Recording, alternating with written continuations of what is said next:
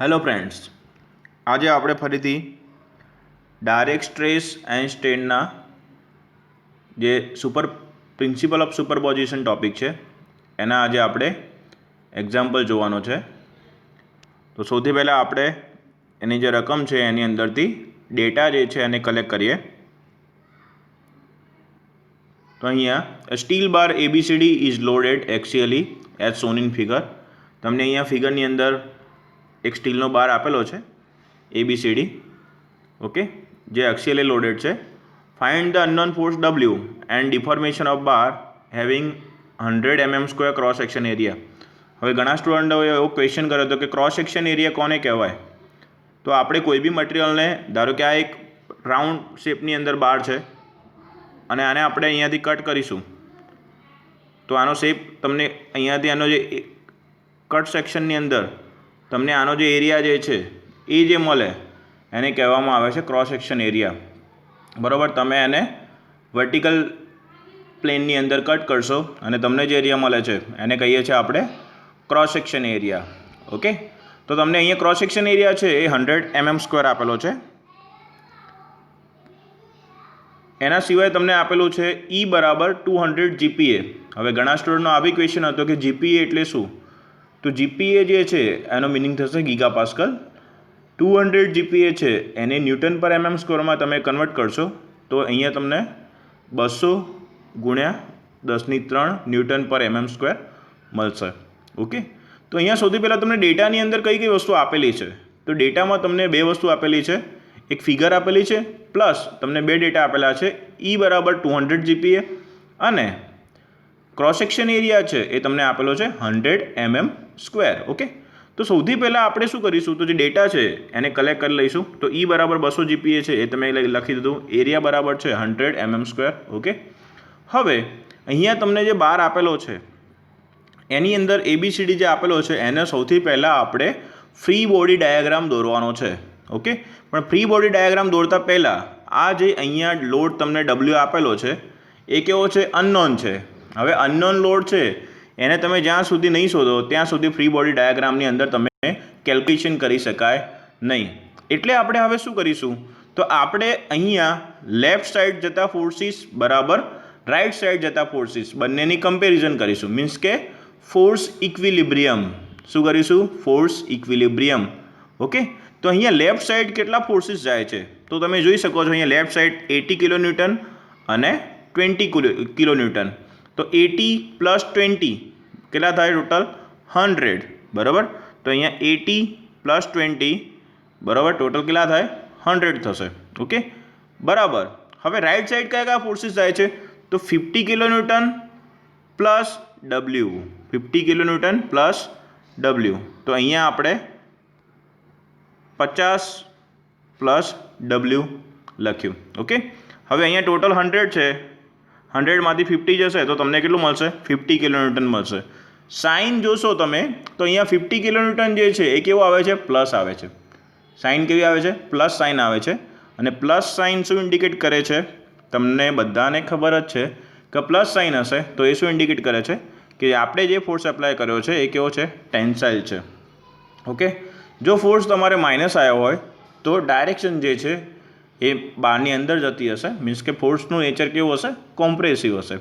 Okay, તો હવે આપણે પહેલાં અહીંયા 50 kN આવ્યો છે એ અહીંયા આપણે મૂકી દઈશું. ઓકે, તો W બરાબર તમને કેટલું મળે છે, 50 kN. ઓકે, હવે ફ્રી બોડી ડાયાગ્રામની અંદર જો વાત કરીએ તો મેં તમને પહેલાં બી કીધું હતું કે અહીંયા 80 kN આપ્યો હોય, આપણે કોઈ એક સાઈડથી સ્ટાર્ટ કરવાનું છે. તો આપણે અહીંયા સ્ટાર્ટ કરીએ છીએ લેફ્ટ હેન્ડ સાઈડથી. તો લેફ્ટ હેન્ડ સાઈડથી વાત કરીએ તો અહીંયા આ જે ફર્સ્ટ બાર છે એ કયો છે, AB પોર્શન છે, સેકન્ડ છે એ BC પોર્શન છે અને થર્ડ છે એ CD પોર્શન છે. ઓકે, તો અહીંયા આપણે પહેલાં AB પોર્શનની વાત કરીએ તો AB પોર્શનની અંદર અહીંયા આ જે લોડ છે એ કેટલાનો છે, 80 kN છે. ડાયરેક્શન કેવી છે, તો 12માંથી 12 આવે છે. મીન્સ કે ટેન્સાઇલ છે. કઈ ડાયરેક્શન છે, ટેન્સાઇલ. તો આપણે ડાયરેક્શન જે છે એ ચેન્જ નથી કરવાની. શરૂઆત લેફ્ટ સાઈડથી કરી હોય, જો એરો અંદર જતો હોય તો આપણે એરો અંદર જ મૂકવાનો છે અને જો એરો બહાર આવતો હોય તો આપણે એરો જે છે બહાર જ રાખવાનો છે. આમાં કોઈ ચેન્જ કરવાનો છે નહીં. તો અહીંયા તમને ખબર છે કે અહીંયા 80 kN ટેન્સાઇલ છે તો આપણે સૌથી પહેલાં અહીંયા 80 kN ટેન્સાઇલ મૂક્યું. હવે આ સાઈડ આપણે 80 કિલોન્યુટનનો ટેન્સાઇલ લોડ મૂકીએ તો એ પ્રમાણે અહીંયાથી જો બહાર આવતું હશે ફોર્સ, અહીંયાથી જો 80 કિલોન્યુટન બહાર લોડ આવતો હશે તો અહીંયા પણ આપણે એરો ટેન્સાઇલ જ મૂકવાનો છે. ખાસ ધ્યાન રાખવાનું, ભૂલ થાય નહીં. જો તમે આ જે એરો છે એની ડાયરેક્શન આમથી આમ કરી દેશો તો અહીં આગળ મટીરિયલ જે છે એની અંદર ફોર્સ પ્રોડ્યુસ નહીં થાય, પણ આપણો જે બાર છે એ એક જગ્યાએથી બીજી જગ્યાએ મૂવ થશે. કેમ કે તમે આ ડાયરેક્શનથી આમ ફોર્સ આપો છો લેફ્ટ સાઈડ, અને પાછળથી બી લેફ્ટ સાઈડ ફોર્સ તમને મળે છે. એટલે માની લો કે તમે એવું વિચારો કે અહીંયાથી એક માણસ છે, આ એક ચોરસ બોક્સ છે, આ ચોરસ બોક્સને એક માણસ અહીંયાથી ખેંચે છે, કઈ સાઈડ? Left side. અને બીજો એક માણસ છે જે શું કરે છે? પાછળથી આ જે બોક્સને આગળ લઈ જવા માટે હેલ્પ કરે છે. એ બી કઈ સાઈડ ખેંચે છે? કઈ સાઈડ ફોર્સ આપે છે? Left side. તો આ જે એ બી પોર્શન છે એ એની અંદર ખેંચાણ બળ ઉત્પન્ન થવાની જગ્યાએ એ શું થશે? એક જગ્યાએથી બીજી જગ્યાએ મૂવ થશે. મીન્સ કે એ જે છે મૂવ થશે. બરાબર? કેમ કે બંને એરા જે છે એ એક જ ડાયરેક્શનમાં જાય છે. તો એ તમારે ખાસ ધ્યાન રાખવાની છે. એક એરોની ડાયરેક્શન ઉપર આખી કેલ્ક્યુલેશન જે છે એ ચેન્જ થઈ જશે મિત્રો. તો તમારે આ વસ્તુ જે છે એનું ખાસ ધ્યાન રાખવાનું છે. ઓકે, તો સૌથી પહેલાં આપણે લેફ્ટ સાઈડથી સ્ટાર્ટ કર્યું છે. તો આપણે અહીંયા 80 કિલોન્યુટનનો લોડ લેફ્ટ સાઈડથી આપણે સ્ટાર્ટ કર્યું, અને 80 કિલોન્યુટનનો લોડ જે છે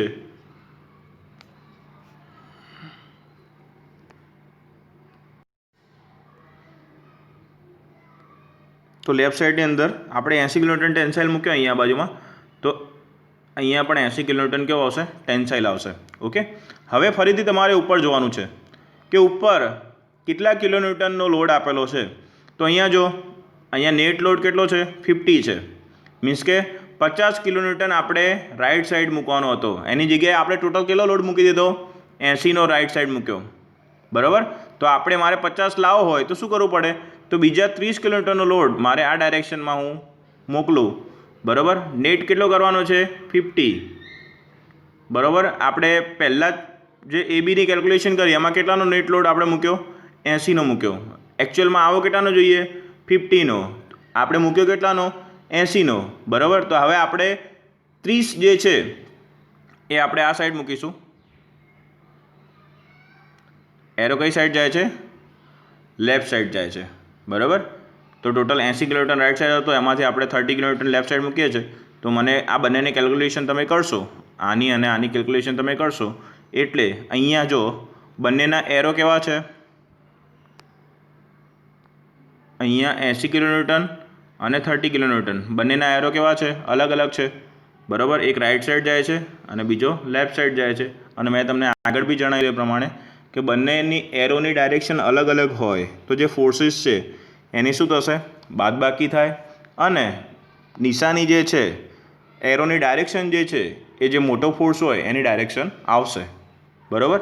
તો અહીંયા આગળ તમે 80 અને 30 બંને જે છે એ બંનેની ડાયરેક્શન કેવી છે? અલગ અલગ છે. એટલે આપણે શું કરશું?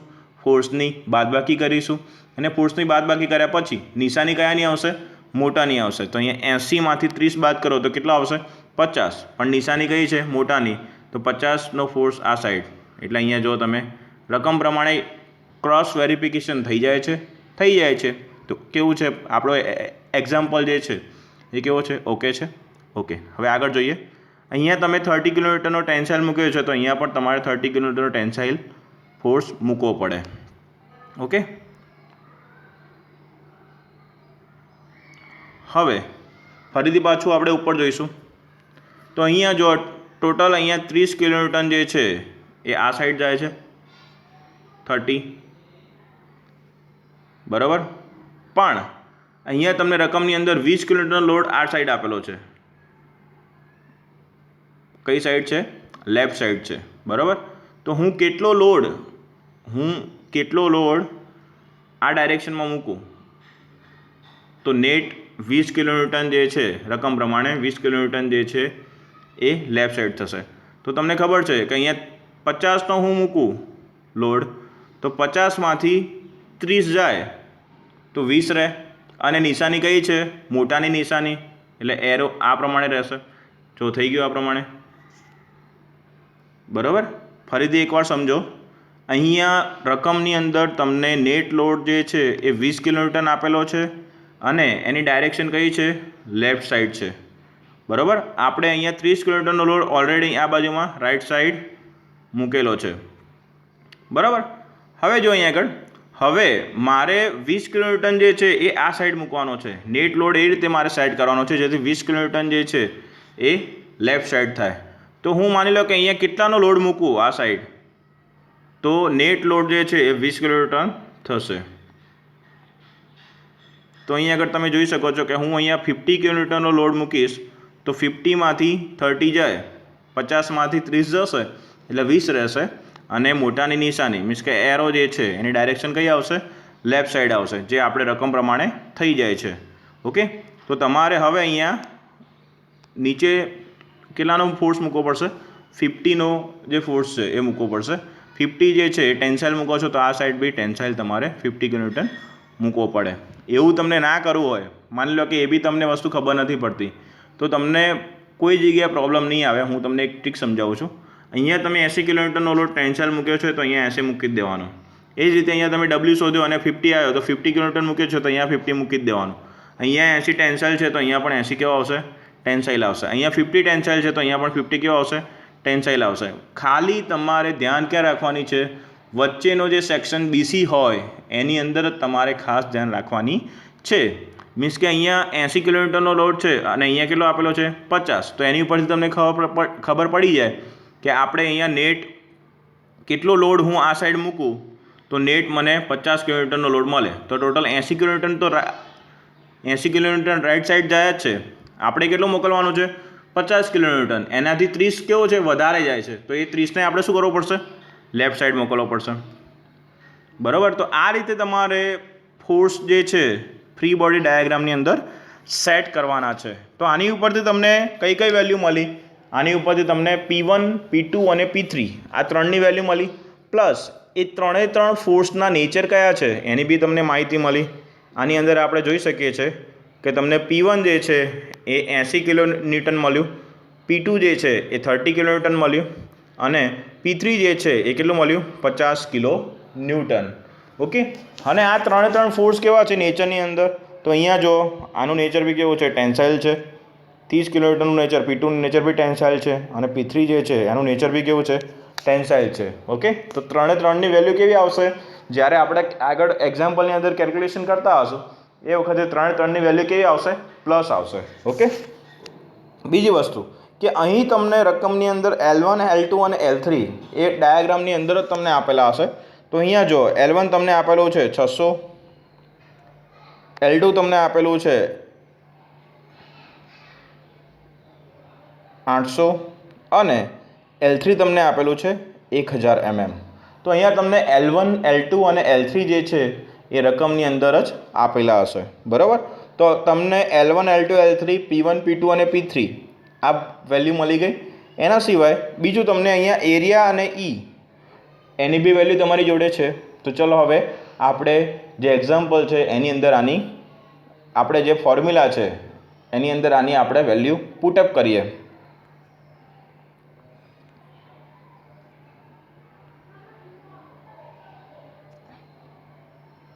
તો અહીંયા જોઈ શકો છો તમે,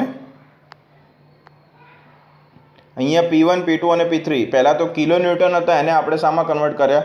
ન્યૂટનની અંદર. તો અહીંયા 80 કિલો ન્યૂટન જે હતા એને કન્વર્ટ કર્યા એટલે 80 ગુણ્યા 10^3. એ જ રીતે P2 30 કિલો ન્યૂટન હતા તો એને કન્વર્ટ કરેલા 30 ગુણ્યા 10^3 અને P3 બરાબર 50 કિલો ન્યૂટન એને કન્વર્ટ કર્યા એટલે 50 ગુણ્યા 10^3 તમને મળશે. L1, L2 અને L3 એ 600 mm અનુક્રમે 600, 800 અને 1000 તમને આપેલું છે. એટલે L1, L2 અને L3ની વેલ્યુ તમારે એ પ્રમાણે લેવાની છે.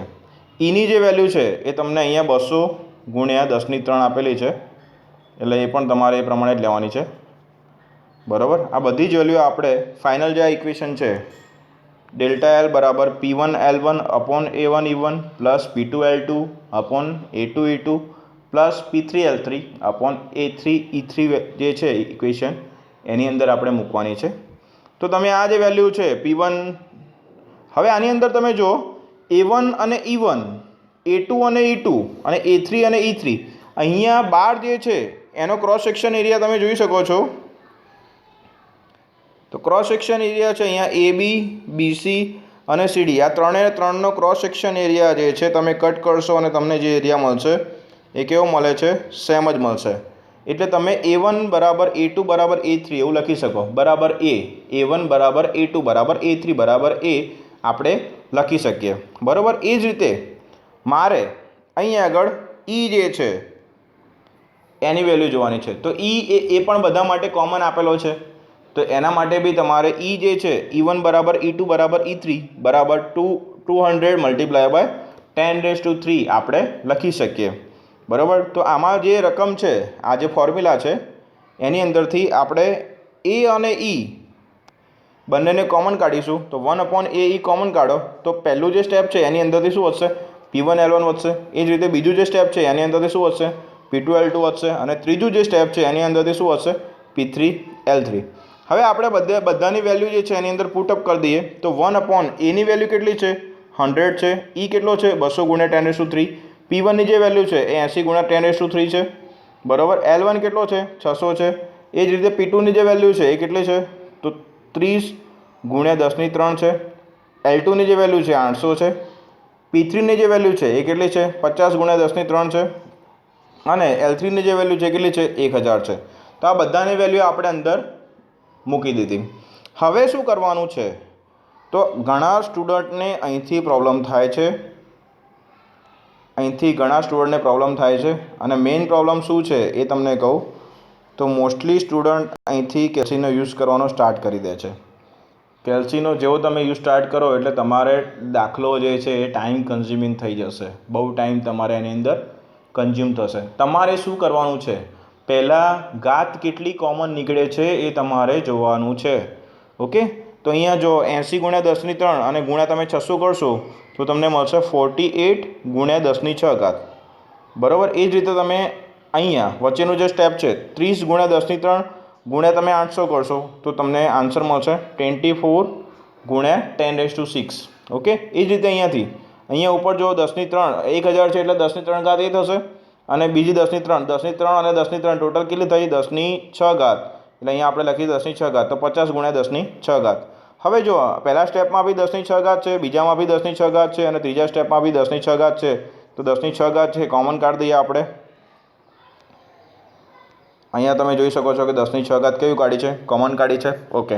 અને આગળ જે છે 48 + 24 + 50 તમે કરશો તો અહીંયા મેં એરો મારેલા છે તો તમને ફાઇનલ આન્સર કેટલો મળે છે? 122. ઓકે. હવે આપણે શું કરીશું? તો અહીંયા 10⁻⁶ અંશમાં બી છે અને છેદની અંદર આપણે જોઈએ તો અહીંયા 10⁻³ 3 અહીંયા 3 અને 100 છે એટલે એને 10ની સ્ક્વેર કહેવાય. તો 3 અને અહીંયા 2 ઉડાડશો તમે એટલે 3 ના 2 5 અને 1 6. એટલે તમારે અહીંયા આગળ શું કરવાનું છે? 122 / 20 તમે કરશો તો તમને ફાઇનલ આન્સર ΔL છે એ 6.1 mm મળશે. બરાબર. અહીંયા તમને જે આન્સર મળે છે એ કેવો મળે છે? પ્લસ મળે છે. અને આન્સર તમને પ્લસ મળે છે એટલે એનો મિનિંગ એવો થાય કે અહીંયા લેન્થમાં શું થાય છે? વધારો થાય છે. એટલે ઇન્ક્રીઝ ઇન લેન્થ. ઓકે. તો હવે આપણે કમ્પોઝિટ સેક્શનના દાખલા નેક્સ્ટ લેક્ચરની અંદર જોઈશું. Thank you.